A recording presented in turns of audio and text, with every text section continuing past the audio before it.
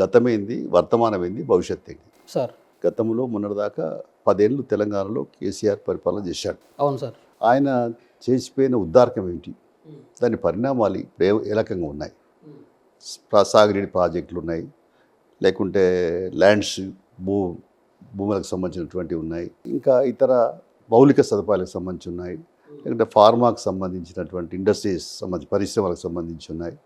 ఇలాంటి అనేకమైనటువంటి అంశాల మీద మేము ఆచితూచి ఆలోచించాల్సి వస్తుంది. గతంలో ఆ ప్రభుత్వం ఉన్నప్పుడు కూడా చెప్పాం, తెలంగాణ వచ్చినాడు ఇక్కడ తుమ్మిరెడ్డి కాడ నిర్మించి ప్రాణిత చేవేలా కట్టాలన్నాం.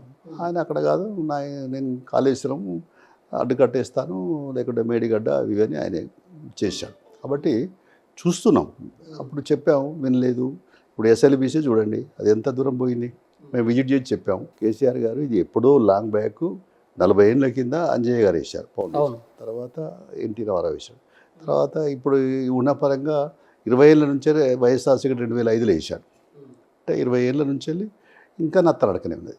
ఇంకెందుకు కానీ ఇంత పూర్తిగా పాలకుల నిర్లక్ష్యం, వాళ్ళ యొక్క మరి పట్టుదల లేకపోవడం, లేకపోతే పట్టింపు లేకపోవడం దానికి కారణం అనేది అర్థమవుతాం. మేము 2019లో విజిట్ చేసి చెప్పాం, కేసీఆర్కి మెమోరాండం కూడా ఇచ్చాం. అది బాగాలేదు, చాలా పెండింగ్లో, సొరంగ మార్గంలో స్పీడప్ చేయాలి, తొందరగా పూర్తి చేయాలని చెప్పాం. నిధులు కేటాయింపులు చేయండి అని చెప్పాం. జయప్రకాష్ కంపెనీ వాళ్ళతో కూడా మాట్లాడినాం, వాళ్ళు కూడా అదే చెప్పారు, మాకు కొంచెం బిల్స్ ఎప్పటికప్పుడు ఇప్పిస్తే మేము పనిచేస్తామని చెప్పినాం. బిల్సే ఇచ్చలేదు. అంటే పాలకుల నిర్లక్ష్యం అంటే గత ప్రభుత్వ పాలకుల, లేకుంటే ఇప్పుడు వీళ్ళని అంటారు? మరి ఇప్పుడు వీళ్ళు కొత్తగా ఈ మధ్యలో వచ్చినారు కదా, ఇప్పుడే తప్పు పట్టలేం కదా. 14 నెలలు అవుతుంది కదా సార్. 14 ఏళ్ళు అయితే ఇప్పుడు 14 ఏళ్ళ శిశువుకును 10 ఏళ్ళ మనిషి ఏజ్కు తేడా ఉండదా అని ఉంటుంది. అయితే ఇప్పుడు వీళ్ళు నిధులు కేటాయింపు చేస్తే కదా, ఇప్పుడు వర్క్ స్టార్ట్ చేస్తే కదా ఎస్ఎల్బీసీ ఎగ్జాంపుల్ వచ్చింది. అది ఇప్పుడు మనకు అక్కడ ఇన్సిడెంట్స్ జరిగింది, సంఘటన జరిగింది. వీళ్ళు ఆ వర్కే స్టార్ట్ చేయకపోతే ఇప్పుడు ఇన్సిడెంట్స్ ప్లేస్ అయ్యేది కాదు కదా. కాబట్టి స్టార్ట్ చేస్తున్నారు. అంటే మేము కూడా సలహాలు ఇస్తున్నాం, చేయాలి, ఇట్లా చేయాలి, ఇచ్చిన హామీలు అమలు చేయమని చెప్తున్నాం. ఏం సలహాలు ఇచ్చారు సార్ మీరు? వాళ్ళు ఇచ్చిన హామీలకు సంబంధించే ఇప్పుడు మొట్టమొదల భూమి సమస్య ఉంటుంది తెలంగాణలో. ఎప్పుడో సర్వే చేసినారు, ఇప్పుడు సమగ్ర సర్వే చేయాలి. సర్వే నెంబర్ వరకు చేస్తేనే బయటకు వస్తాయి ఎవడెవడు భూములు ఆక్రమించిండో. చెరువు శిఖాలు, లేకుంటే కుంటలు, చెరువులు, నాలాలు అన్నీ అక్రమకు గురైనాయి. ఇప్పుడు అసలు అద్దులే లేవు, సర్వే నెంబర్ వాళ్ళుగా కనీళ్ళు అద్రాలు లేవు. బట్ ఇలాంటి దుస్థితి ఉన్నది చెప్పాము. వాళ్ళు మేము కసరత్తు చేస్తున్నాం. ఇప్పుడు కూడా మళ్ళీ మీటింగ్లు ఉన్నాయి, మీటింగ్ పెట్టుకుంటున్నాం, చేస్తున్నాం, సర్వే డిజైన్ చేస్తున్నాం, కొత్త చట్టం తెచ్చినాం, దాన్ని అమలు కొరకు ఇంకా ప్రాసెస్ చేస్తున్నాం అని చెప్తున్నాం. ఇప్పుడు గతంలో సార్ 26 అసెంబ్లీలు ఉండేవి కమ్యూనిస్టు పార్టీకి. మరి ఇప్పుడు ఒక అసెంబ్లీ ఏంటో ఒక ఎమ్మెల్సీ అడుక్కుంటున్నారు, మీరు దానికి ఏమంటారు సార్? 26 అసెంబ్లీ అంటే ఇప్పుడు ఈ మధ్య కాలంలో ఇప్పుడు లేవు. గతంలో అంటే ఇప్పుడు లాంగ్ బ్యాక్ ఉండొచ్చు, 60 ఏళ్ళు 60లో కానీ, తర్వాత 85లో ఒకసారి 85లో వచ్చాయి. ఒకసారి ఇద్దరు కలిపి సిపిఐ కలిసి 34 సీట్లు వచ్చాయి సార్. ఆ తర్వాత అనివార్య కారణాల ఇప్పుడు దేశవ్యాప్తంగా కూడా ఏకపార్టీ పరిపాలన అంతమైంది. ఏవైనా పొత్తులు, బహుళ పార్టీల వ్యవస్థ వచ్చేసింది.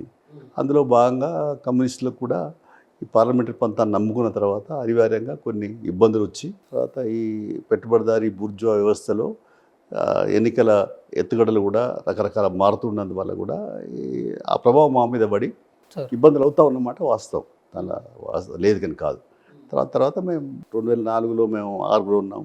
మా వాళ్ళు సిపిఎంలు 9 మంది ఉన్నారు, మూమెంట్ ఉన్నారు, కూడా ఆయన కూడా గెలిచాడు, 16 మంది ఉంటే అసెంబ్లీలో. అట్లా అదొక రకం. ఆ తర్వాత తెలంగాణ వచ్చిన కాంచెల్లి 2009లో జరిగిన పరిణామాలు 14 నుంచి వెళ్ళి ఇప్పటిదాకా జరుగుతున్న పరిణామాలు చూస్తున్నాం మనం. కాబట్టి ఇప్పుడున్న పొజిషన్లో మా వంతు ప్రయత్నం మేము నిరంతరం ప్రజల పక్షాన నుండి సమస్యల మీదనే ప్రభుత్వ దృష్టి తీసుకొస్తూ పోరాటాలు, ఉద్యమాలు చేస్తూనే ఉన్నాం. అయితే మాకున్న పరిమితులలో చేస్తున్నాం, ప్రజల ప్రజల అవసరాల దృష్ట్యా చేస్తున్నాం.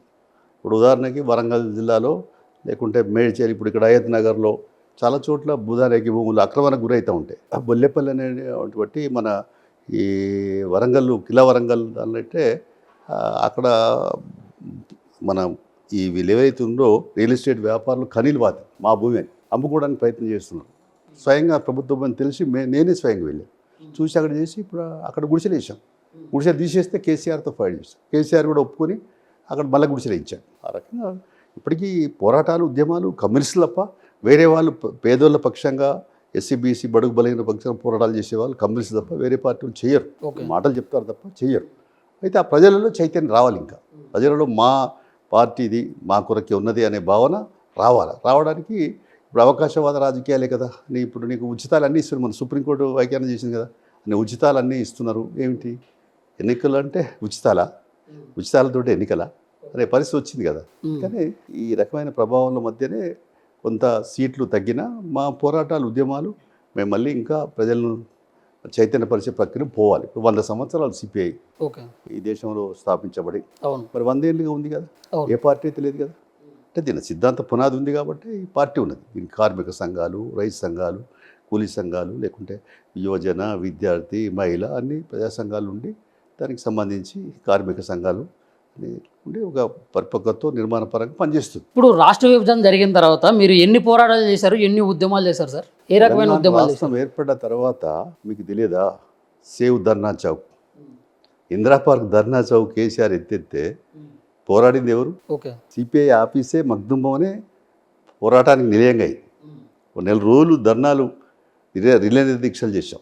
ఆక్యుపై ధర్నా చౌక్ నేనే కన్వీనర్ దానికి. పిఎల్ విశ్వేశ్వరరావు ఆయన ఒక కో కన్వీనర్గా ఉండే. కోదండరామ్ గారు, తమ్మినేని వీరభద్రం గారు, ఒక 17-11 వామపక్ష పార్టీలు, తర్వాత ప్రజా సంఘాలు అన్నీ ఎక్కువ అన్ని సంఘాలు. మన ఈ వీళ్ళు ఉన్నారు కదా లెజెండరా, ఈ వీళ్ళు కూడా లెజెండర్, వాళ్ళతో అందరు కూడా సంఘాలు పాల్గొన్నారు అట్లా. కాబట్టి ఆ ఉద్యమం చేశాం. స్మృతి విద్యాసాగర్ బూటకి అనుకుని నిరసనగా చెలో అసెంబ్లీ పిలిపించాం. ఒక పెద్ద మూమెంట్, వరాహరావుతో సహా అందరూ మా మగ్దుమానికి వచ్చి పోరాటం చేశాం. ఆ తర్వాత ధర్నా చౌక్ సాధించాం కదా. ఇట్లా చాలా విషయాలలో ప్రజాస్వామ్యాన్ని కాపాడుకోవాలి అనే దాని మీద ఏకపక్ష నియంతృత్వం పోవాలి, దాని కొరకు ప్రయత్నం చేశాం. చాలా ప్రాతినిధ్యం కావాలన్నాం, కేసీఆర్తో ఫైట్ చేశాం, కొట్లాడినాం. ఆయన ప్రాతినిధ్యం చేయలేదు. ప్రజాస్వామ్యం అంటే ప్రాతినిధ్యం, ఉద్యమం, పోరాటం. అంటే మొదలు రిప్రజెంటేషన్, సార్ ఈ పని ఉందని చెప్తాం, అడుగుతాం, చేయలేదు. ఒకసారి 2 సార్లు 3 సార్లు ఏంటి సార్ ఎప్పుడు చేస్తారు మీరు అడుగుతాం, లేదు. కాకపోతే ధర్నా, పోరాటం నా హక్కు అది. డాక్టర్ బిఆర్ అంబేద్కర్ రచన రాజ్యాంగంలో పొందుపరిచినటువంటి ప్రాథమిక హక్కులలో పోరాటం అనేది ఆయన చెప్పాడు ఒక సందర్భంగా, అడుక్కుంటే హక్కులు రావు, అవసరం అనుకుంటే పోరాడి సాధించుకోవాలన్నాడు. కాబట్టి ఆ రకమైన పత్రాల్లో ఆయన ప్రాతినిధ్యం లేదు, ఉద్యమాలు చేయాల్సి వచ్చింది. అని అంగన్వాడీలు, మధ్యాహ్నం భోజనం వాళ్ళు, లేకుంటే మన ఏఎన్ఎంలు, ఏఎన్ఎం 2 అని అన్ని రకాల ఉద్యమాలు పోరాటాలు చేశాం కదా. మధ్యాహ్నం భోజనం సహా అన్ని రకరకాల పోరాట ఉద్యమాలు బాగా జరిగినాయి. జరగలేదు కదా, ఇప్పుడు కూడా జరుగుతున్నాయి. ఇప్పుడు ఈ గవర్నమెంట్లోకి వచ్చినా కూడా ఏఎన్ఎం మాకు అవుట్ సోర్సింగ్ ఉన్నది, కాంట్రాక్ట్ లేదు, మా ఉద్యోగ భద్రత లేదు, మా బతికేంది అనేది బతుకు పోరాటాలు, బాధల పోరాటాలు అని ఎప్పటికిప్పటికీ నడుస్తూనే ఉన్నాయి. ఎన్నో ప్రాసెసే ఉంది. ఇక్కడ ఏమీ ఆగేది లేదు. ఇప్పుడు మీరు అంటారు కదా ఒకటి మిత్రపక్షము, లేకుంటే కలిసి పనిచేసినారు కదా అంటే, కలిసి పనిచేసినాము. అటు ఉద్యమం ఉంటుంది, ప్రాతినిధ్యం ఉంటుంది. ఉద్యమం చేసి చెప్తాము, అడగకుండా అవైనా పోబెట్టదు కదా. పిల్లవాడు ఆకలి ఎడితేనే కదా తల్లి చూసేది. అందుకని అటు ఉద్యమాలు ఉంటాయి, ప్రాతినిధ్యం ఉంటుంది. ఆ రకంగా ప్రభుత్వంతో కూడా మాట్లాడతాం. మేము ఏదో కలిసి పొత్తు మాకు సీట్ ఇచ్చిండ్రు, సీట్ ఇస్తే మేము మిగతా అన్నిట్లలో వాళ్ళ కోట్లు ఇచ్చాం కదా. ఇప్పుడు సరే మాకు ఎమ్మెల్సీలు ఇస్తామన్నారు, అది ఇవ్వమని అడుగుతున్నాం. ఇక్కడ బాధ్యత అది వాళ్ళు ఇవ్వాల్సిన బాధ్యత వాళ్ళ మీద ఉంది. మా దృష్టికి తేవాల్సిన బాధ్యత మా మీద. పోరాటాలే పరమావధిగా ఉన్న కమ్యూనిస్టు పార్టీలు ఇప్పుడు ఎందుకు మోగబోయాయి అన్నది ప్రజల యొక్క మాట. పోరాటాలు అంటే గతములో లాగా ఒక మిలిటెంట్ పోరాటాలు, కలెక్టర్ దిగ్బంధనాలు, పోరాటాలు అవన్నీ ఇప్పుడు జరుగుతలేవచ్చు. కానీ పోరాటాలు జరుగుతున్నాయి. అయితే అవి ఎప్పుడు జరుగుతాయి అంటే ప్రభుత్వానికి సమయం ఇచ్చిన తర్వాత, ఇప్పుడు రిప్రజెంటేషన్ చేసిన తర్వాత కాని పరిస్థితుల్లో చెలో అసెంబ్లీ, లేకుంటే చెలో కలెక్టరేటు, ఇలాంటివన్నీ క్రియాల్సి జరుగుతాయి కార్యక్రమాలు. అయితే ఎప్పుడైతే సామధాన భేద దండోపాయాలు, ఒకేసారి నువ్వు దండయాత్ర చేయలేవు కదా, స్టెప్ బై స్టెప్ ఎక్కాలి. ఒకసారి 10 స్టెప్పులు ఎక్కలేవు, ఎగి గంత వేయలేవు. 1 ఎక్క, 2 ఎక్కి, 3 ఎక్కినాక 4 ఎక్కినాక ఇట్లా పోవాలి. కానీ ఆ దృష్ట్యానే మా పార్టీ ప్రార్థన చేస్తూ ఉన్నాం, సమస్యలు చెప్తా ఉన్నాం. ఇప్పుడు సీతక్క గారు కలిసి మధ్యాహ్నం భోజనం, అంగన్వాడీ, లేకుంటే ఇలాంటి సమస్యలు అన్నిటి కూడా చెప్తా ఉన్నాం. గ్రామ పంచాయతీ వర్కర్లకు సంబంధించిన సమస్యలు, అసలు బకాయిలు ఎందుకు అని అడుగుతున్నాం. మధ్యాహ్నం భోజనాలకు బకాయిలు ఎందుకు, కరెక్ట్ కాదు కానీ చెప్తున్నాం. మధ్యాహ్నం భోజనాలు కూడా స్ట్రైక్ చేస్తున్నాం. ధర్నానికి ఏది రిలే దీక్షలు అవి చేస్తున్నారు. ఇప్పుడు ఏమి పోరాటాలు చేయలేదని కాదు. అయితే గతంలాగా పోయి మిలిటెన్సీ చేస్తాం, తప్పనిసరి చేస్తాం. ఈ ప్రభుత్వానికి అవకాశం ఇవ్వాలి. 7 లక్షల కోట్లు వచ్చింది, అప్పొచ్చింది. ఇప్పుడే బట్టి విక్రమార్కతో కలిసి మాట్లాడితే అని చెప్తున్నాడు, వడ్డీలు కట్టడానికే మేము ఇబ్బందులు పడుతున్నాం, పాత అప్పులు వాళ్ళు అప్పు చేసిపోయినారు, మేము బాధ్యత మాది కదా కట్టింది గవర్నమెంట్ కాబట్టి చేయాల్సి వస్తుంది అని చెప్తున్నాయి. అది కూడా మనం గమనిస్తున్నాం కదా, అర్థం చేసుకుంటున్నాం. అయినా పేదోళ్ళకి ఇవ్వమంటాను. పెద్ద పెద్దోనికి నువ్వు వెనక సీరి ఇచ్చినా 100 కోట్ల బిల్స్ ఉంటాయి ఒక ఒక ఒక ఏజెన్సీకే, ఒక కాంట్రాక్టర్కే. అట్లాంటి కంటే ఓ 10 లక్షలు 20 లక్షలు 50 లక్షలు ఇచ్చేటోనికి ఇచ్చేయి, మొదలు 5 లక్షలు ఇచ్చేటోనికి ఇచ్చేయని చెప్తున్నాం మనం. ఈ రకమైన పద్ధతులలో మా ప్రయత్నాలు అయితే సాగిస్తున్నాం. పోరాట ఉద్యమాలు తప్పనిసరిగా ప్రభుత్వం సరిగ్గా పనిచేయకుండా ప్రజా వ్యతిరేక విధానాలకు సిద్ధపడితే, ఇచ్చిన హామీలు అమలు చేయకపోతే తప్పనిసరి మా పార్టీ ఆలోచన చేయాల్సి వస్తుంది. చేస్తాం. అంటే ఎప్పుడు విత్ ది పీపుల్, అంటే ప్రజల పక్ష, విత్ ది పీపుల్ అంటే ప్రజల పక్ష ఉంటాం, ప్రజల కొరకు ఉంటాం. ఇక మార్క్సిజం లేని సిద్ధాంతం ఏంది? ఇప్పుడు మార్క్స్ ఏం రాసినాడు? శ్రమ లేకపోతే ఏది రాదు, ఏ వస్తువుతో తయారు కాదు.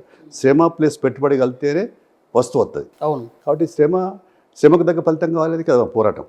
అసలు పోరాటం వల్ల మార్క్సిజం అంటేనే లెనినిజం అమలు చేసినాడు కాబట్టి లెనిన్ పేరు పెట్టినారు కదా రష్యాలో కమ్యూనిస్ట్ పార్టీ ప్రభుత్వం వచ్చి. అందుకనే మార్క్సిజం అంటే కమ్యూనిటీ సిద్ధాంతాల్లో శ్రమ అనేది ముఖ్యం, చాలా ముఖ్యం కదా. శ్రమకు తగ్గ ఫలితం కావాలంటే ఇప్పుడు శ్రమ చేసేవాడికి ఏమో ఫలితం వస్తలేదు, పెట్టుబడి పెట్టినోడేమో కోట్ల పడిగెట్టిపోతా ఉన్నాడు, కోట్లు పడిగెత్తి పైకి పోతా ఉన్నాడు. కార్మికుడు పని చేయకుండా ఉత్పత్తి అవుతుందా? ఇప్పుడు పడుకునే పెన్నుతో సహా ఇవన్నీ ఎవరు చేయాలి? కరెంట్ తయారు చేయదు, ఇక్కడ బట్టలు మిషన్ తయారు చేయదు, మిషన్ నడిపేటోడైతే కావాలి కదా. కాబట్టి శ్రమకు తగ్గ ఫలితం రావాలంటే మన పోరాటం, ఆ దృక్పథం.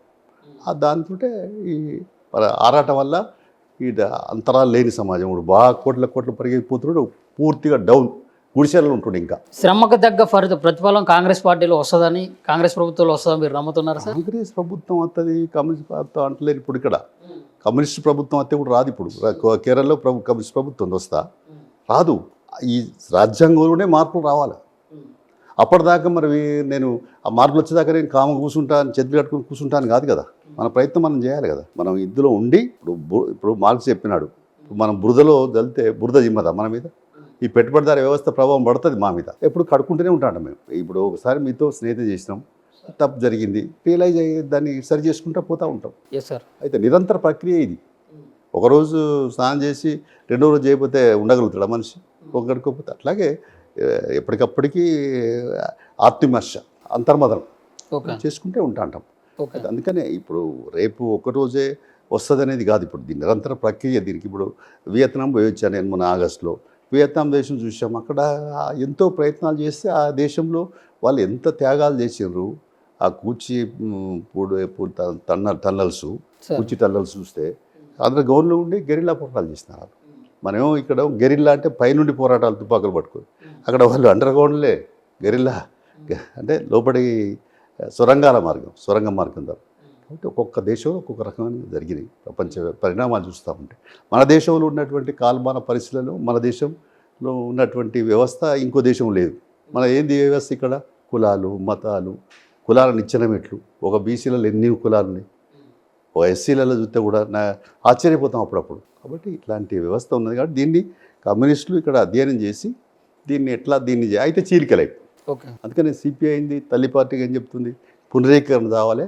అందరం కలిసి మేధావులు, బుద్ధిజీవులు, ప్రగతిశీల శక్తులు, ప్రజాతంత్ర శక్తులు, వామపక్ష వాళ్ళందరూ కూడా ఒక వేదిక మీదకి వస్తే, పునరీకరణ జరిగితే, ఒక బలమైన శక్తిగా ఏర్పడితే ప్రజలు కూడా ఆలోచిస్తారు. మేధావులు కానీ అందరు కానీ ఓహో ఈ ఒక ఫోర్స్ఫుల్ కావాలి అంటే ఈ వ్యవస్థలో ఇప్పుడు మార్క్సిజం అమలు చేయాలి, ఈ కమ్యూనిస్ట్ సిద్ధాంతాన్ని అమలు చేయాలంటే ఈ వ్యవస్థలో అమలు చేయలేము.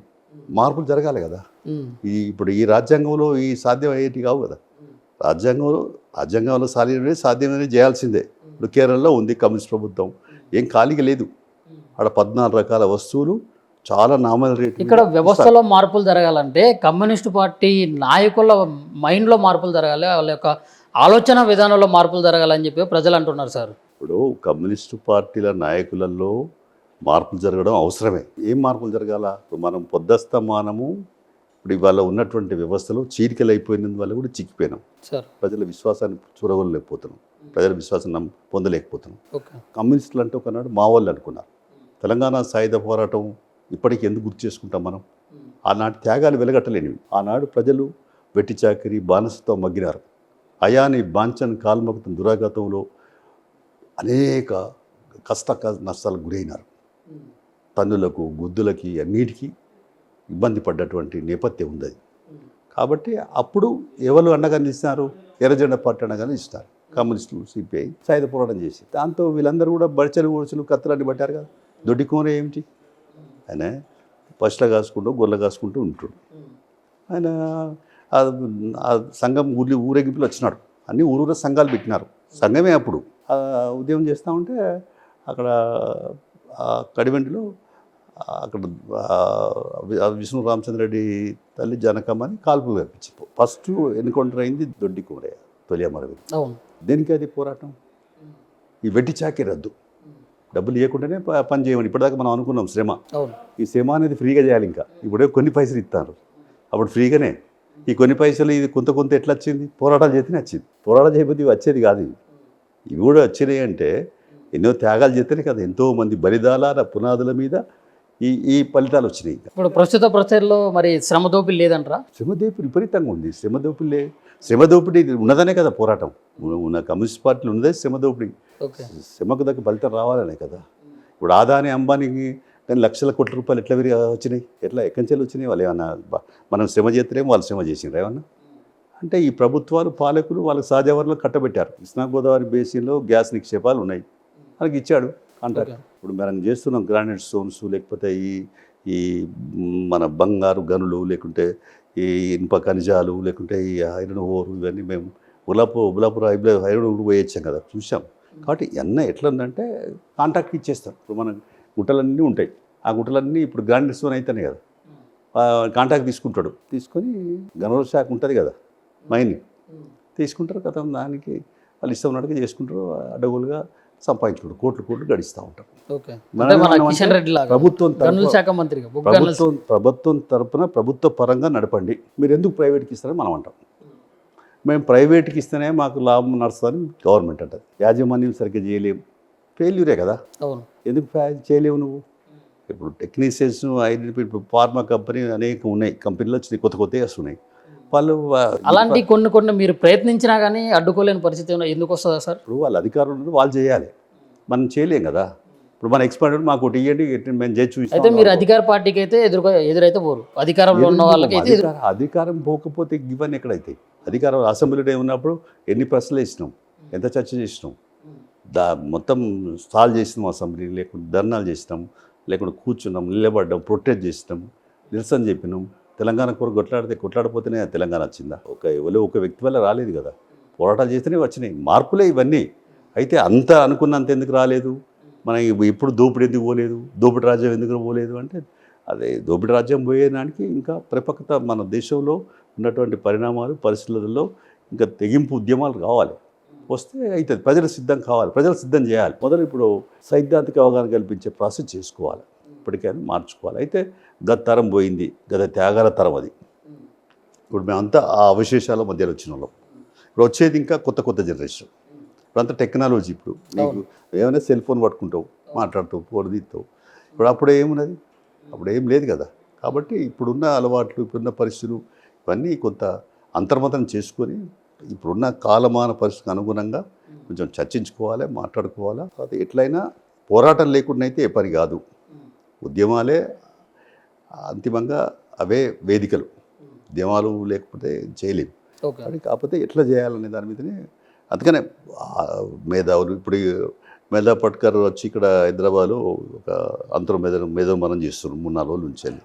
ఏమిటి ఇక నియంత్రిత రాజ్యమే ఈ దేశంలో. అందులో మతోన్మాదం, నియంతృత్వం వచ్చేసింది.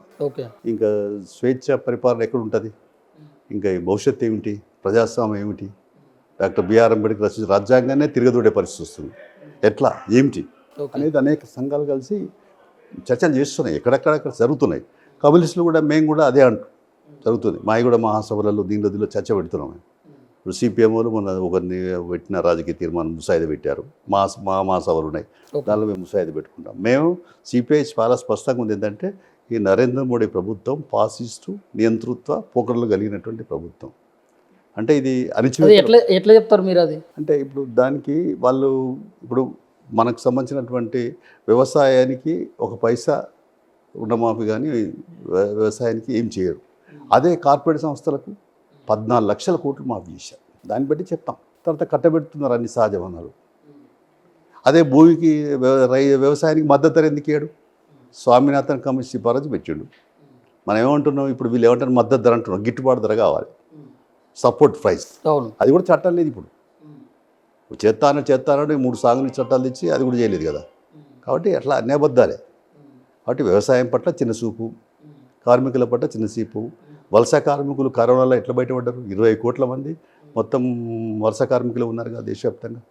అంటే వాళ్ళకి బతుకులేకనే కదా. ఇప్పుడు మన దగ్గరికి బీహార్ వాళ్ళు వస్తున్నారు, మన గ్రామాలలో తెలంగాణ పల్లెల్లో కొట్లాట అయ్యే పరిస్థితి వస్తుంది. వాళ్ళు వస్తున్నారు, తెల్లారి నుంచే రాత్రి రాకుండా నాటేస్తారు, టక్క వాళ్ళు ఇది చేసుకుంటారు. వాళ్ళకి తక్కువ ధర, వీళ్ళు మాకు గిట్టుబాటు తెలియదే, మా నోట్ల కాడ బుక్కెత్తుకుపోతారని వీళ్ళు అంటారు. తెలంగాణ కూలీలు వీళ్ళంతా కూడా పల్లెల్లో కూలీలు ప్రజలు. అంటే అట్లాంటి దృష్టి ఎందుకు వచ్చారు బీహార్ నుంచి వెళ్ళి లేదంటే మహారాష్ట్ర నుంచి వెళ్ళి? కానీ ఇప్పుడు అన్ని ఏ హాస్పిటల్కి పో, ఇక్కడ ఎవరు ఉన్నారు తెలంగాణలో? హైదరాబాద్లో చూస్తే తెలంగాణ వాళ్ళకంటే వాళ్ళు కూడా ఎక్కువ గణనీయ సంఖ్యలో ఉన్నారు.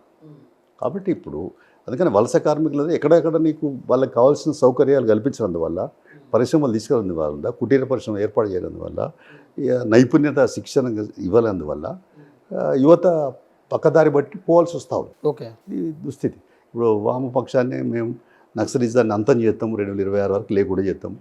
సరే ఇప్పుడు మోడర్న్ టెక్నాలజీ వచ్చింది, సెల్స్ వచ్చినాయి కాబట్టి వాళ్ళు ఎక్కడ కదలికలు దొరుకుతుంది. మొన్న కూడా కొంతమంది మావోయిస్టులు లొంగిపోవడం కూడా జరిగింది. పోతున్నారు. ఇప్పుడు ఎందుకు ఇప్పుడు ఎట్లయిందంటే టెక్నాలజీ వచ్చిన తర్వాత ఎక్కడ మనిషి ఇప్పుడు ఇక్కడ కూర్చున్నది కూడా మోడర్న్ టెక్నాలజీ ప్రకారంగా ఐడెంటిఫై చేయొచ్చు. అట్లాంటిది వచ్చి ఇప్పుడు మావోయిస్టులందరినీ మొట్టు పెడితే మన కమ్యూనిస్టు పార్టీలో గమ్మునుంటే మరి ప్రభుత్వాన్ని ఎవరు ప్రశ్నించాలా? ప్రభుత్వ వైఖరిని ఎవరు అడ్డుకోవాలా? వామపక్షాలు కమ్యూనిస్టులు ఏం లేదు. కమ్యూనిస్టులు నేను ఒక పెద్ద వ్యాసం రాసినాను, ఒక పెద్ద రౌండ్ టేబుల్ పెట్టినాం సిపిఐ ఆధ్వర్యంలోనే. ఈ వామపక్ష భావజాలని కమ్యూనిజాన్ని ఎవడు అంతం చేయలేడు. దూపిడినంత వరకు ఉంటుంది, అణచివేతలు ఉన్నంత వరకు. కాకపోతే తాత్కాలికంగా కొంచెం తానిగా ఉంటుంది. ఇప్పుడు నీకు ఆరోగ్యం మంచిగా లేదు, పడుకొని ఉండవా? అవును, సహజమే కదా. కాబట్టి అట్లా ఉపశమనాలు తప్ప ఈ రకంగా ఉండదు ఎప్పుడు. ఒక బంతి ఎంత కిందికి పోతే అది పైకి పోతుంది, కిందికి కొడితే అది పైకి పోతుంది. కాబట్టి దీని కాలమే నిర్ణయిస్తుంది. కాబట్టి మన ప్రయత్నాలు ఉండాలి. కాలం నిర్ణయిస్తానికి ఖాళీగా ఉంటే కాదు, మన ప్రయత్నాలు ఉండాలి కదా. ఆ ప్రయత్నాలలోనే మనం ఆలోచనలలో ఉన్నాం. అందుకనే ఈ మతోన్మాద, ఈ మరి నియంతృత్వ పాసిస్టు ధోరణితో ఉన్నటువంటి రైతుల పట్ల, కూలీల పట్ల, కార్మికుల పట్ల, లేకుంటే అన్ని సకల జనుల పట్ల, ఉద్యోగాల పట్ల ఈ ప్రభుత్వం ఒక నిర్లక్ష్య వైఖరి అవలంబిస్తుంది. వాళ్ళ మొనోఫలిజం అంటే ఈ ఎన్నికల విధానం కూడా ఇక ఇంత కూడా ఓటాకు తీసేసే పరిస్థితి తీసుకురావచ్చు. అధ్యక్ష తరహా పరిపాలన తీసుకొచ్చిన అమెరికా లాగా అదొక స్టైల్ పోతుంది కదా. ఎలాంటి పరిణామాలు చెప్పలేదు. అందుకని మనం ఇక్కడ ఏంది, నీకు ఇక్కడ బేసిక్ అంటే నిజంగా చెప్పాలంటే ఈ డాక్టర్ బిఆర్ అంబేద్కర్ రాసిన రాజ్యాంగంలో దానిలో ఏం చేసినాడు, భూమికలో ప్రవేశపెట్టుకలో లేకుంటే పౌర హక్కులలో ఏం చేసినాడు? ఫస్ట్ విద్య, వైద్యం, ఉపాధి అవకాశాలు. విద్య అందరికీ ఉందా? ఇప్పుడు కార్పొరేట్ విద్య అయిపోయింది కదా. వైద్యం కార్పొరేట్ వైద్యం అయిపోయింది కదా. సామాన్యుడు హార్ట్ అటాక్ వచ్చినట్టు బతకలడా దాని దృష్టి వచ్చేసింది కదా. అనేక ఉపాధి అవకాశాలు ఎక్కడున్నాయి? అందరికి ఇల్లు కట్టియాలి ఉన్నాయి. ఇప్పుడు గుడిసెలు ఎందుకు ఉన్నారు? ఇప్పుడు మేము వేసిన గుడిసెలే ఇప్పుడు దాదాపు సిపిఎస్సి వేసినవి 1,00,000 ఇల్లు ఉంటాయి ఇప్పుడు ఈ తెలంగాణలో. మీరు ఏమంటున్నారంటే కమ్యూనిస్టులు ఉద్యమం ఎక్కడ అని అంటే చూపిస్తా అంతా ఎక్కడెక్కడ గుడిసెలు ఉంటారో జనాలంతా అలా బతుకులేట్లు ఉన్నాయి. పొద్దున్న తెల్లారంగా పోయి పని చేసేస్తారు, ఇళ్ళలో పోయి పని చేసేస్తారు.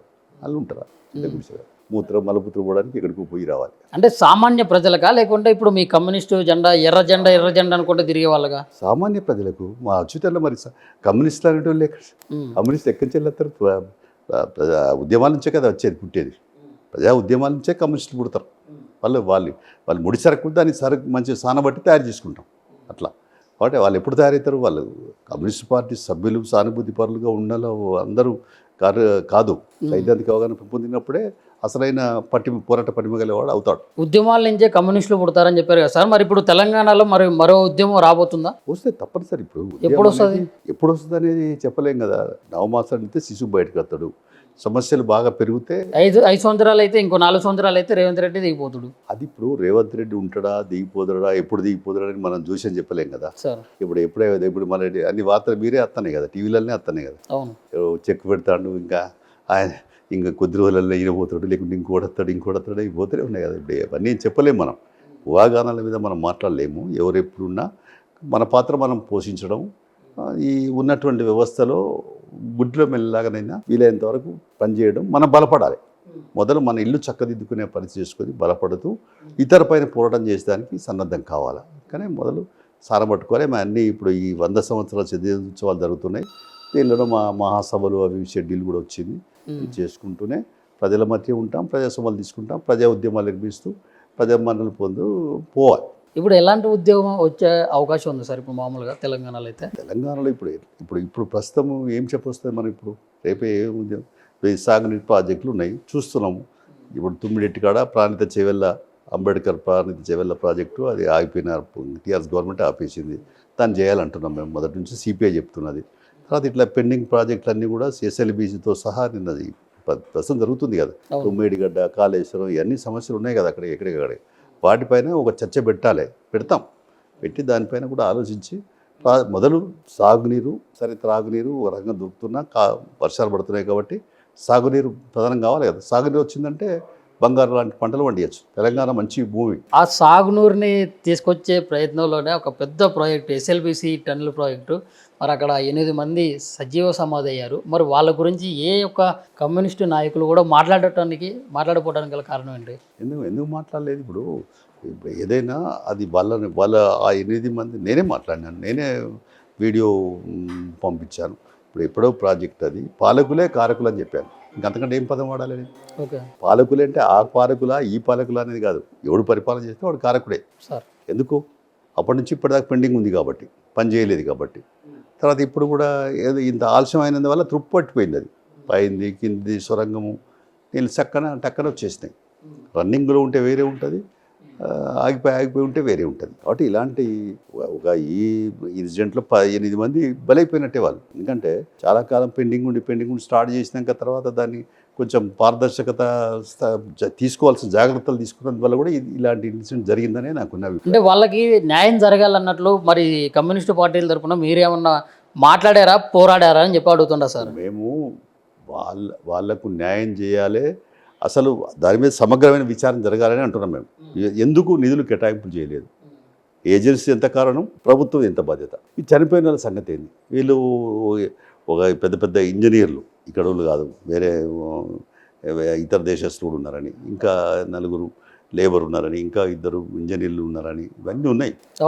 వాళ్ళకి సంబంధించినటువంటిది ప్రభుత్వం తప్పనిసరిగా బాధ్యత ప్రభుత్వం కాబట్టి, తప్పు జరిగింది కాబట్టి, పని చేస్తున్నప్పుడు వాళ్ళు పనిలో చనిపోయినారు కాబట్టి, ప్రమాదవశాత్తు పైన పోయినప్పుడు ప్రభుత్వ బాధ్యతే వహించాలి. ప్రభుత్వం వాళ్ళకి సరైనటువంటి ₹1 కోటి, 2 కోట్లు ఇట్లా వాళ్ళకి ఎంతెంత వాళ్ళ దాన్ని బట్టి, వాళ్ళ పరిస్థితిని బట్టి వాళ్ళకు తప్పనిసరిగా వాళ్ళకి న్యాయం చేయాల్సిన అవసరం ఉంది. గతంలో ఇన్సిడెంట్స్ ఉన్నాయి, ₹1 కోటి, 70 లక్షలు, 90 లక్షలు ఇచ్చినవి కూడా ఉన్నాయి.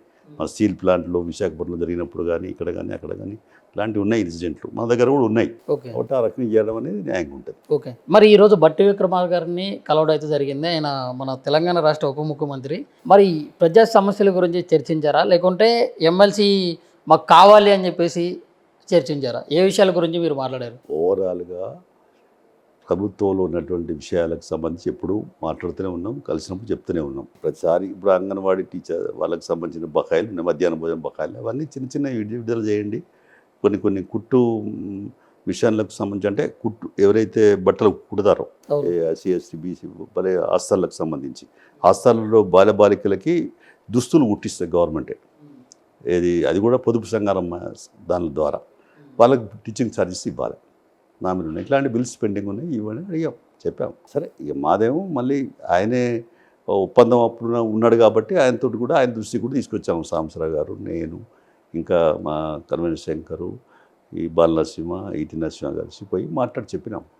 మాకు అన్న ప్రకారంగా అది కూడా ఇవ్వండి, మేము మరి మా పార్టీ పాని కూడా ఉండాలి కదా, ప్రజాసభ చర్చించాలి కదా అని చెప్పినాం. మేము ఎందుకు ఉండాలి శాసనసభలో? మేము శాసనమండలి ఎందుకు ఉండాలంటే ప్రజా సమస్యలు ప్రతిబింబించడానికి, చర్చించడానికి ఒక వేదికగా, ప్రభుత్వానికి ప్రజలకు ఒక వారధిగా, సారథిగా, లేకుంటే ఒక సమన్వయం, ప్రజల పక్షాన ఉండి మాట్లాడి ప్రభుత్వ దృష్టికి తేవడం.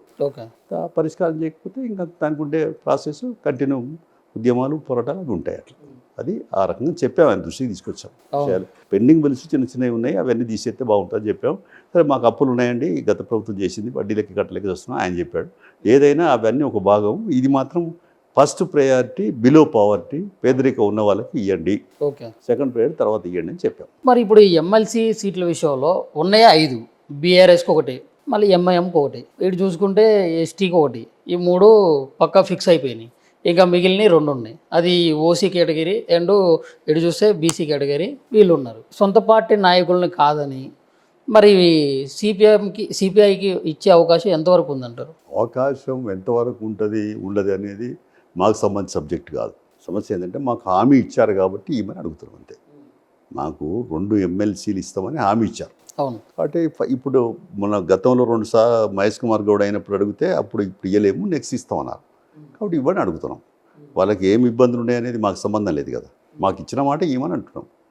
ఇస్తారా లేదా అని వాళ్ళ బాధ్యత, వాళ్ళ మీద ఉంటుంది ఆ బాధ్యత. అంటే ఇవ్వకపోతే ఎట్లా ఉంటుంది సార్ కార్యాచరణ? అది అప్పుడు ఎరికి సేర్పించారు. ఇప్పుడు పుల్లగుడుతుందా అని ఇప్పుడే మనం మాట్లాడుకున్నాం. పుల్లగుడుతుందా పిల్లగాడు కుడతాడా, అప్పుడు పుట్టినాక తర్వాత అప్పుడు కుల్ల కుట్టచ్చు, ఎట్లా చేయాలో ఆలోచించవచ్చు. పిల్లాడు కుడితే ఒకటి బట్టలు కట్టి కుడతాం, పిల్ల కుడితే ఒక రకంగా ఉంటాయి అట్లా. అందుకని ఇయ్యమని అన్నప్పుడు అప్పుడు మా పార్టీలో మళ్ళీ చర్చ చేసుకుంటాం కదా, ఏంటి పరిస్థితి అనేది.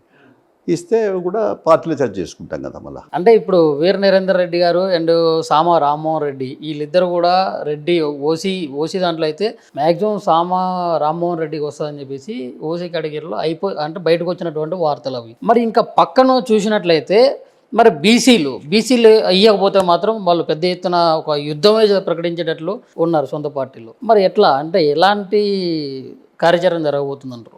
మాకు అవన్నీ వాటితో మాకు ఏం సంబంధం ఉంటుంది? మీకు కావాల్సింది మీకు కావాలంతే. వాళ్ళ ఇంటర్నల్ విషయాలు వాళ్ళు చూసుకుంటారు. నీ ఇంట్లో విషయాలు నువ్వు చూసుకుంటావు. నీ ఇంట్లో విషయాలు నేను చూస్తానా? నా ఇంట్లో విషయాలు నువ్వు చూస్తావా? చూడలేం కదా. నీ ఇంటర్నల్ విషయాలు నువ్వు చూసుకుంటావు, నా ఇంటర్నల్ విషయాలు నేను చూసుకుంటాను. కాబట్టి అది మనకు సంబంధించింది కాదు. వాళ్ళ ఇంటర్నల్ వాళ్ళు చేసుకోవాలి. మాకు ఇచ్చిన హామీ ప్రకారంగా ఇవ్వమంటున్నాం. మేము హామీ ప్రకారంగా ఇస్తారా ఇయ్యరా తేల్చుకుంటాం, తర్వాత ఆలోచిస్తాం. అంటే మీరు పస్తులు ఉన్నా కానీ మాకు అడుపై నింపండి, మాకు ఇచ్చినటువంటి హామీని మాత్రం మాకు నెరవేర్చండి అని అంటున్నారు అంతే. పస్తులు ఎందుకంటే పస్తులకి ఏముంది? పస్తులకు దీనికి పస్తులు కాదు కదా. ఇక్కడ 5 సీట్లు వస్తున్నాయి. ఇప్పుడు 50 సీట్లు వచ్చినా పోటీ ఉంటుంది. నేను రాసి పెట్టుకోను, నేను గ్యారెంటీ ఇస్తాను, చెప్తున్నా. 50 సీట్లు వచ్చినా 100-200 మంది ఉంటారు, అడుగుతారు. 100 సీట్లు వచ్చినా ఇంకా కావాలని అడుగుతారు. దానికి అంతు లేదు కదా. ఒక గ్రాడ్యుయేట్ కాన్స్టిట్యూన్సీలో 60-70 మంది చేస్తాను, పోటీ చేస్తాను, 50 చేస్తాను, 26 మంది చేస్తాను, 40 మంది చేస్తారంటే అట్లా పదవికాంక్షలు ఉన్నాయి. అదే అట్లాంటి పరిస్థితులు ఉన్నాయి. ఇది ఎమ్మెల్యేకు ఎమ్మెల్సీలకు ఉండే అధికారాలు, విధులు, బాధ్యతలు సంబంధించి తప్పనిసరి ఆశలు ఉంటాయి. పనిచేద్దామని కాదు, పదవి కావాలని కొంతమంది ఉంటారు. సర్వీస్ చేసేటోడు తక్కువ ఉంటారు. ఇవాళ రేపు సంపాదించుకుంటాడు ఎక్కువ ఉంటాడు. ప్రజాప్రాతినిధ్యం తక్కువ అయిపోయింది, స్వంత జీతం ఎక్కువ అయిపోయింది. రకరకాలు ఉన్నాయి. ఇప్పుడు ఒక రకంగా లేదు కదా. వాళ్ళకి ఎండుతాండ్రు అంటే మీరు గ్యారెంటీ, మీరు వాళ్ళు ఎండుతారని మీకు తెలుసా? వాళ్ళు ఎండుతున్నది వాళ్ళు పస్తులు ఉంటారని మీకు చెప్తారా? వాళ్ళు పస్తులు ఉంటారని మీరు చెప్తారా అంటున్నా. కాబట్టి వాళ్ళకేంది? ఇప్పుడు వాళ్ళకి ఎన్ని రకాల అవకాశాలు ఉంటాయి? సిపిఐకి ఏం అవకాశాలు ఉంటాయి? వాళ్ళకి ఎన్ని నామినేటెడ్ లేవా? ఎన్ని ఉన్నాయి? ఎన్ని రకాల అవకాశాలు ఉన్నాయి? దేవాలయాలలో వేసుకుంటారు, మార్కెట్లలో వేసుకుంటారు, ఈ ఇందిరామ కమిటీలో వేసుకుంటారు. అది ఎన్నో రకాలుగా కమిటీ అనేది ఇక అన్ని రకాలుగా కూడా అడ్వైజర్లే పెట్టుకున్నారు కదా. కేసీఆర్ చాలా మంది అడ్వైజర్లు పెట్టుకున్నారు, వీళ్ళు కూడా అడ్వైజర్లు పెట్టుకుంటూ ఉన్నారు కదా. మనం ఏమంటాం దాన్ని? వాళ్ళ గురించి మనం ఆలోచించేది కాదు, వాళ్ళు ఆలోచించరు. మీరు నేను ఆలోచించేది వాళ్ళ సమస్య. నువ్వు నేను ఈ తలకాయ కింద పెట్టి కాలు మీద పెట్టినా వాళ్ళ సమస్య. వాళ్ళకి ఆశకాంతులు ఉండదు, మనిషికి ఈతకు లోతుండదు. ఈత మనం పైన ఈత కొడతా ఉంటాం, కింద ఎంత లోతుందో ఉండదు కదా. అందులో మనిషి ఆశకి లిమిటేషన్స్ ఉంటాయి, అంత ఉండదు, నో లిమిటేషన్స్ అట్లా. అందుకని వాళ్ళకి సంబంధించి మనకు సంబంధం కాదు. కానీ మనం అగ్రిమెంట్, ఒక ఒప్పందం చేసుకున్నాం, ఒప్పందాన్ని అమలు చేయటం. మీరు ఒక అగ్రిమెంట్కు అంటే ఇది కుల వర్గాలకు సంబంధించినటువంటి అంశంగా మారబోతుంది కదా సార్. కుల వర్గాలకు సంబంధించిన కుల వర్గానికి మాకు కులాలతోటి మాకే అవసరం, మా పార్టీకి ఇవ్వమంటున్నాం మేము. ఇట్లా వాళ్ళ దానిలో వాళ్ళు ఏం చేసుకుంటారో మేము వాళ్ళకి మమ్మల్ని అడిగితే సలహా అడిగితే చెప్తాం తప్ప, ఇప్పుడు మీ ఇంట్లో ఏం జరుగుతుందో మీరు సలహా అడిగితే ఇట్లా అవుతుందని చెప్తే సలహా ఇస్తాం. మీరు అది చెప్పకుండా మీ ఇష్టం చేసుకుంటాక మాకేం సంబంధం ఉంటుంది? ఉండదు కదా. కలిసి నువ్వు మీ ఇంటి నుంచి దూరం నాకెంత, నా దగ్గర నుంచి మీకు అంతే దూరం ఉంటుంది. ఏమైనా సలహాలు అడిగి చెప్తాము, లేకుంటే లేదు. అంటే ఇప్పుడు ప్రస్తుతం ఎమ్మెల్యే కూడా ఎమ్మెల్సీ సీట్ల విషయంలో మరి ఇప్పుడు ప్రభుత్వానికి మీరు ఒక సలహా ఇవ్వాలంటే ఏం సలహా ఇస్తారు సార్? ఏం సలహా చెప్పినాం కదా, మాకు ఇచ్చిన హామీ ప్రకారంగా చేయమన్నాము.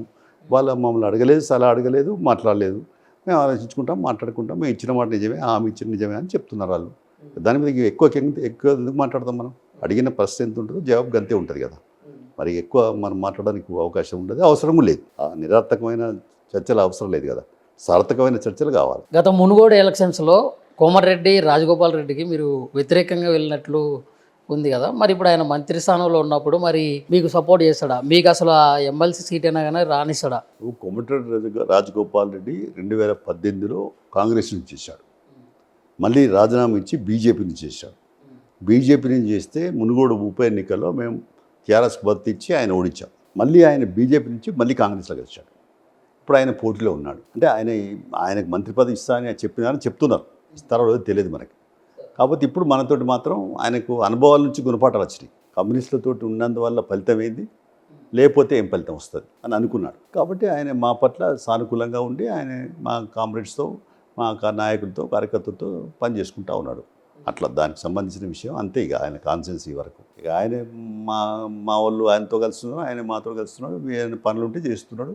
ఆ నియోజకవర్గం వరకే కదా చేసేది. అట్లా అంటే వ్యక్తిగతంగా ఏమి ఉండవు అంటారా? ఏముంటుంది ఇప్పుడు ఆయనే పార్టీ మారిండు, మళ్ళీ పార్టీ సేమ్ పార్టీకి వచ్చిండు.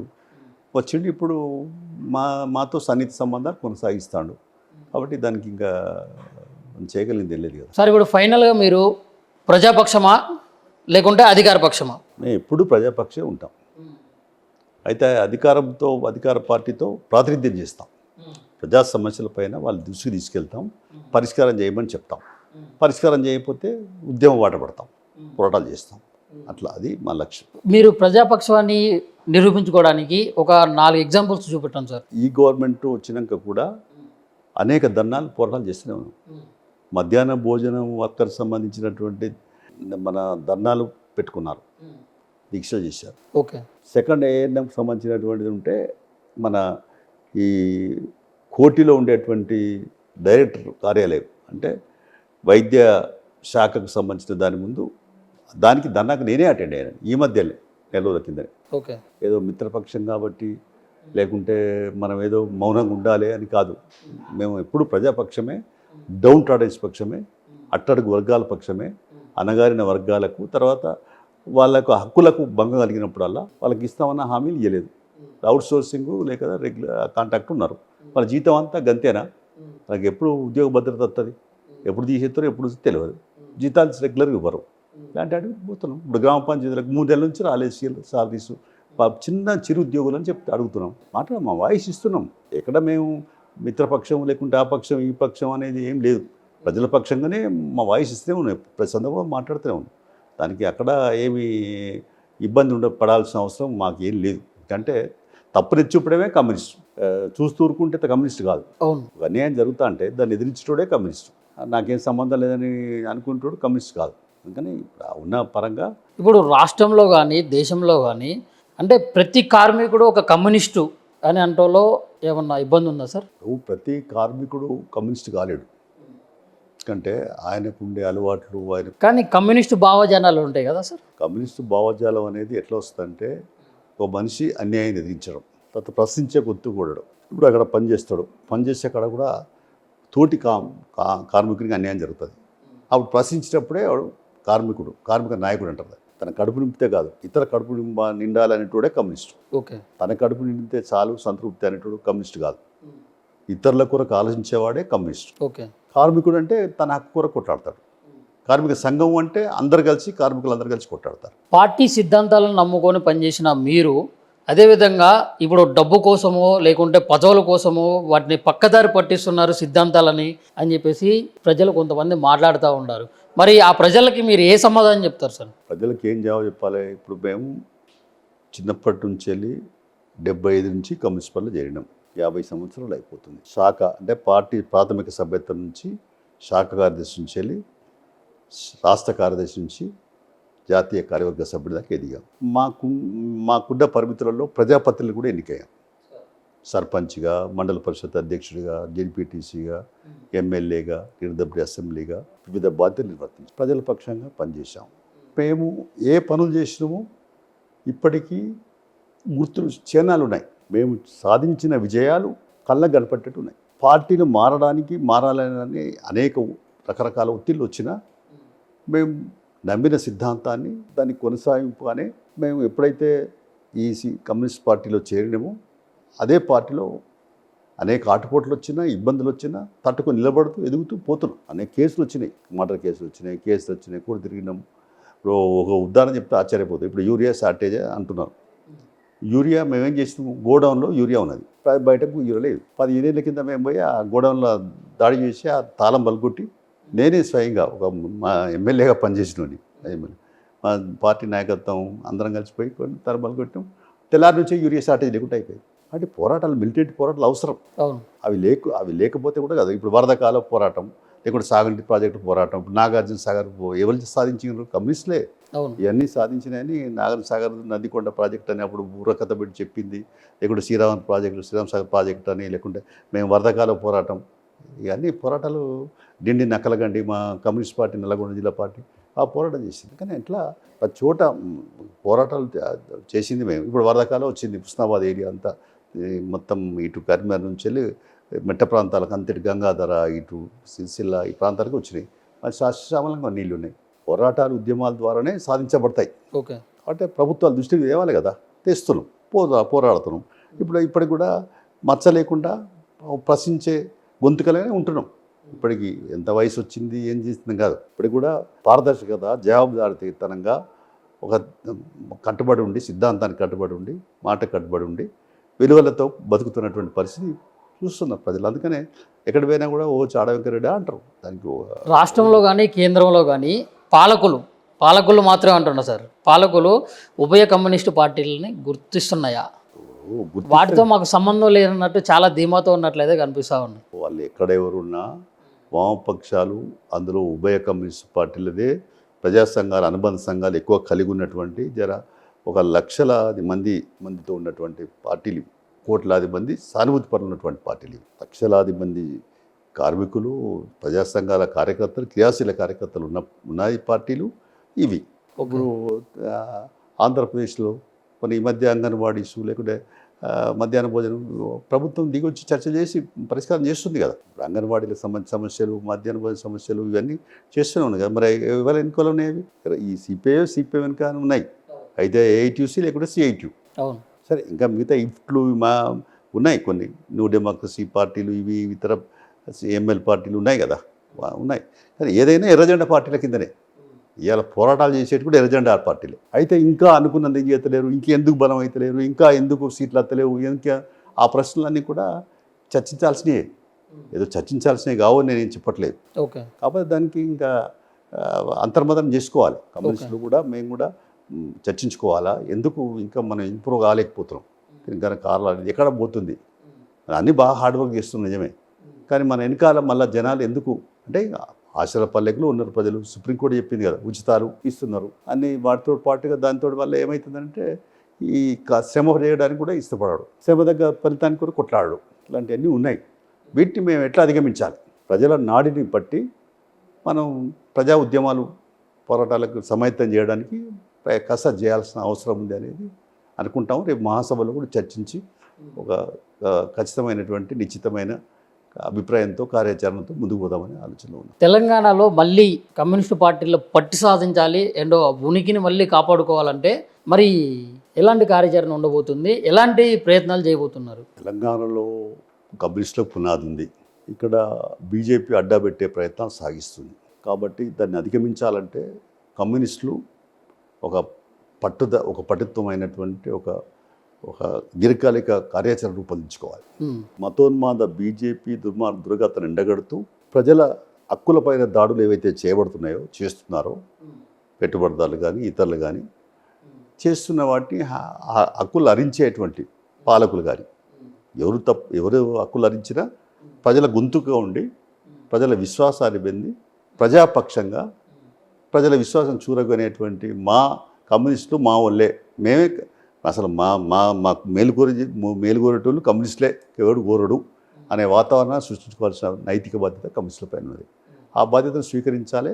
మేమందరం పనిచేయాల్సిన అవసరం ఉంది. దానికి అంతర్మదనం చేసుకొని మేము కూడా పునరేకీకరణని కమ్యూనిస్ట్ పార్టీలు కూడా ఒక వేదిక మీదకి వచ్చి కార్యాచరణతో ముందుకు పోతే తెలంగాణలో గత వైభవాన్ని తీసుకొచ్చడానికి మార్గం సుగమం అవుతుంది. ప్రయత్నాలు చేస్తే ఫలితాలు వస్తాయని ఆశాభావాన్ని వ్యక్తం చేస్తాం. ఇప్పుడు ఇంతకుముందు పట్టణాల్లో కాపోయినా కానీ ఉభయ కమ్యూనిస్టు పార్టీలు అంటే గ్రామ స్థాయిలో అయితే మాత్రం చాలా బలంగా ఉండేవారు. మరి ఇప్పుడు గ్రామ స్థాయిలో కూడా ఆ పట్టు అనేది లేకుండా పోయింది మీకు.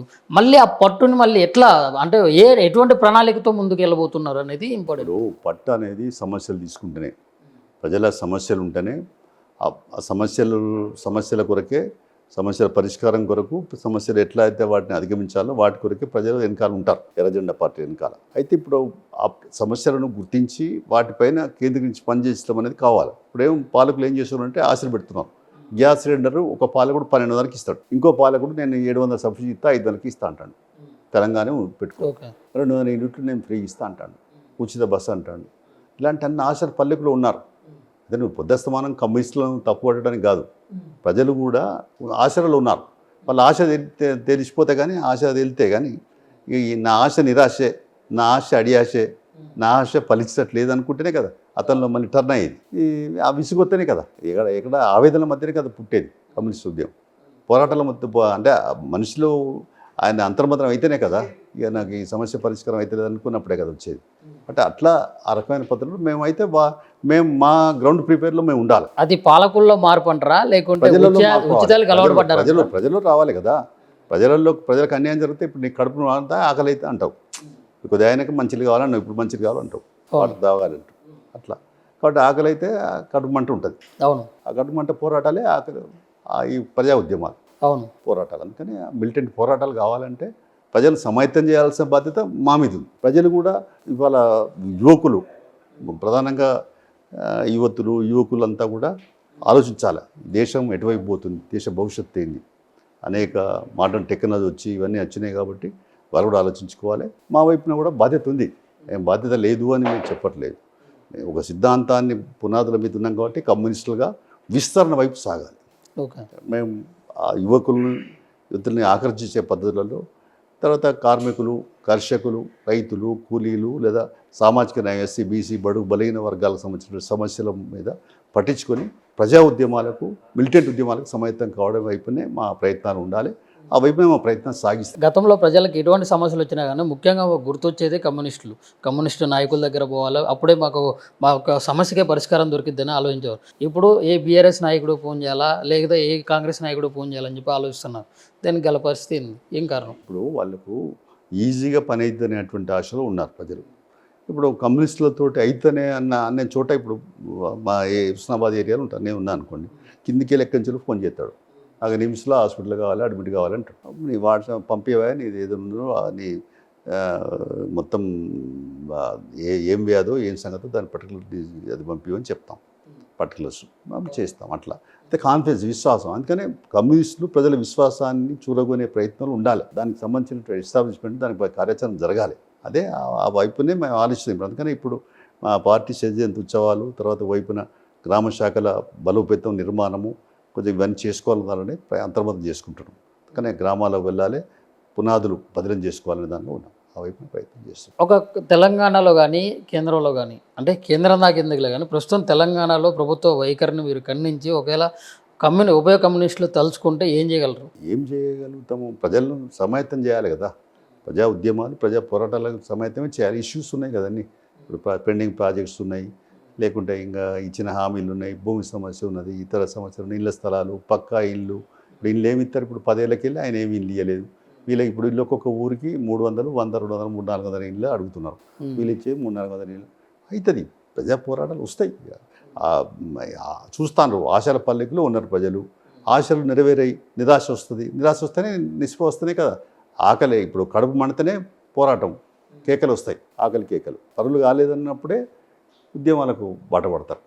కానీ మేము కూడా దాన్ని అడుగులేస్తూ ఉండాలి, వాళ్ళని సిద్ధం చేసుకుంటూ ఉండాలి, వాళ్ళను సమాయత్తం చేసి ఉండాలి, చైతన్యపరుస్తూ ఉండాలి.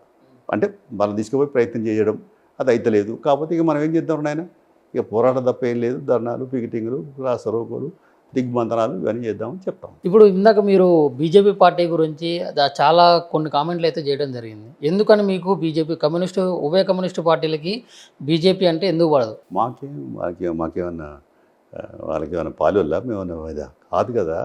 ప్రజా సమస్యల పైన ఇప్పుడు వాళ్ళు ఏమంటాడు, మళ్ళీ మనవాద సిద్ధాంతం తీసుకొస్తాడు. మీరు ఒప్పుకుంటారా? మళ్ళీ వెనుకటి మనవాద సిద్ధాంతం తీసుకొచ్చి మళ్ళా ఎస్సీలు కాళ్ళ కాడ, వీళ్ళు క్షత్రియుల కాడ, లేకుండా వీళ్ళు మోకాళ్ళ కాడ కూర్చుండు, బ్రాహ్మణ తలకాలు ఉంచినట్టు ఒప్పుకుంటారు. శాస్త్ర సాంకేతిక పరిజ్ఞానం ఇంత వెలువిచ్చిన తర్వాత ఇంకా మూఢనమ్మకాలు, సరే దేవుణ్ణి నమ్ముడు విశ్వాసం నేను కూడా పోతా కావచ్చు, మా ఫ్యామిలీ పోతుంది కావచ్చు, కానీ అది వేరు, కానీ వ్యక్తిగత విషయాలు వేరు.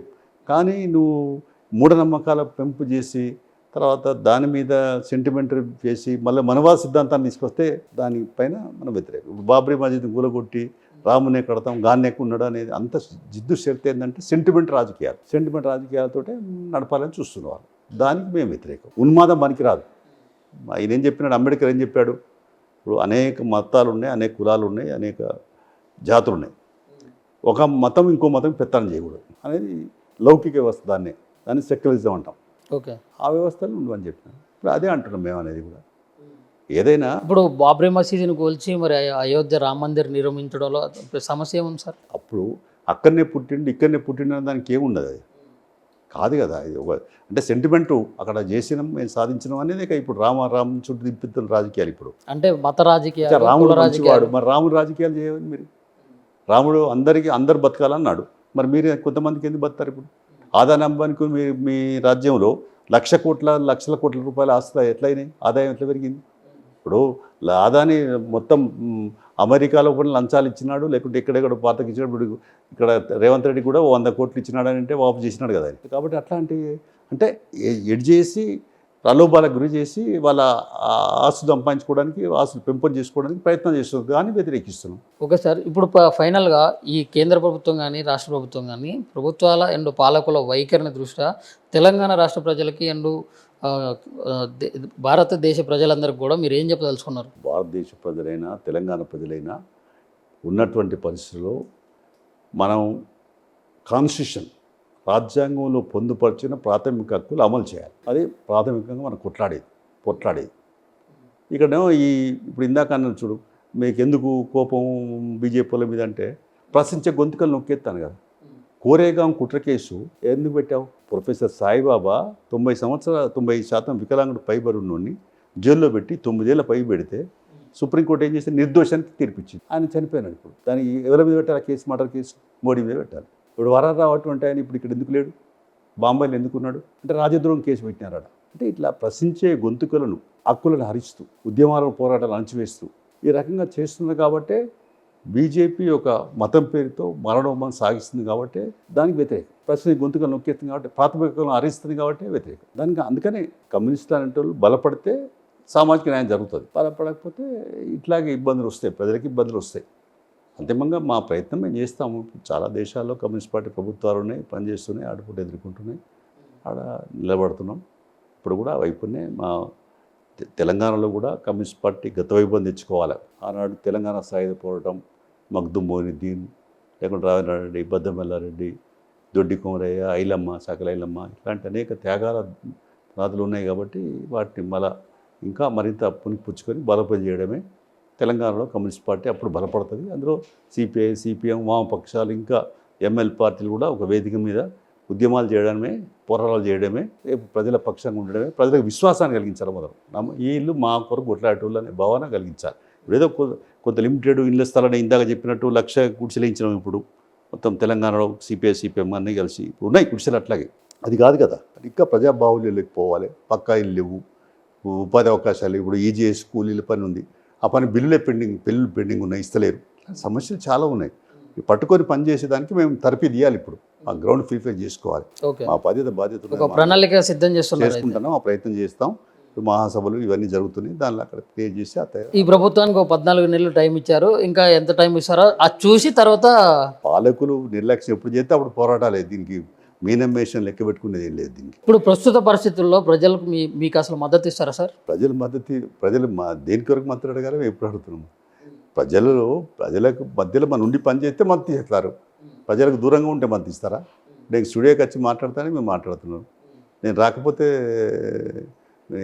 ఇంకెవరితో మాట్లాడతారు మీరు? అట్లే ఉంటుంది కదా. మేము ప్రజల మధ్య ఉండి ప్రజా పోరాట ఉద్యమాలు చేస్తేనే ప్రజలు మా వెనకాల ఉంటారు, లేకపోతే ఉండరు. అది నగ్న సత్యం.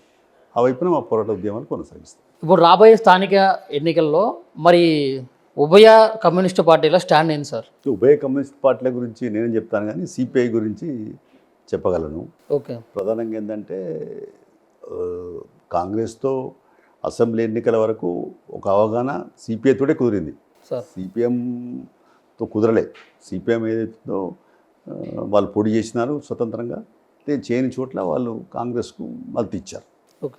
ఈ స్థానిక సంస్థల ఎన్నికల్లో కూడా ఈ ఇచ్చిపుచ్చుకునే ధోరణి బట్టి లోకల్ బాడీస్ అంటే లోకల్గా ఉండే నాయకత్వాన్ని వాళ్ళ దాన్ని బట్టి ఆధారపడి ఉంటుంది.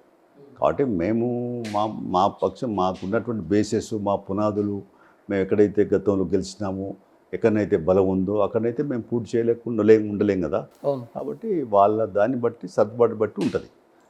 వాళ్ళు ఇచ్చిపుచ్చుకునే ధోరణిలో ఉంటే మంచిదే, లేదనుకుంటే మా పద్ధతుల్లో మేమైతే బేసిస్ అయితే పునాది అయితే పోగొట్టుకోలేము. ఇప్పుడే అనుకున్నాం కదా, పార్టీ బలోపేతం కావాలంటే పునాది బలం కావాలి, ఇల్లు కట్టాలంటే బేస్మెంట్ కరెక్ట్ ఉండాలి. అంటే అట్లాగే పార్టీ బలోపేతం కావడానికి ఇవన్నీ స్థానిక సంస్థలు, స్థానిక ఎన్నికలు, మండల జిల్లా పరిషత్ ఎన్నికలు, గ్రామ పంచాయతీ ఎన్నికలు, సింగిల్ విండోలు ఇవన్నీ ఉంటాయి. కాబట్టి మున్సిపాలిటీసు, కార్పొరేషన్లు, ఇంట్లో మా పాత్ర మేము వాళ్ళు ఇచ్చిపుచ్చుకున్న ధోరణిని బట్టి మా కార్యాచరణ ఉంటుంది. పార్టీలో మాట్లాడుకొని వాళ్ళు ఒకవేళ కలిసి చేద్దాము అనేది గౌరవస్తరమైన స్థలం ఉంటే ఆలోచిస్తాం, లేదనుకుంటే మా పద్ధతిలో మేము మా ప్రయాణం సాగిస్తాం. Okay sir, thank you for your valuable time and your valuable thoughts sir. Okay, thank you.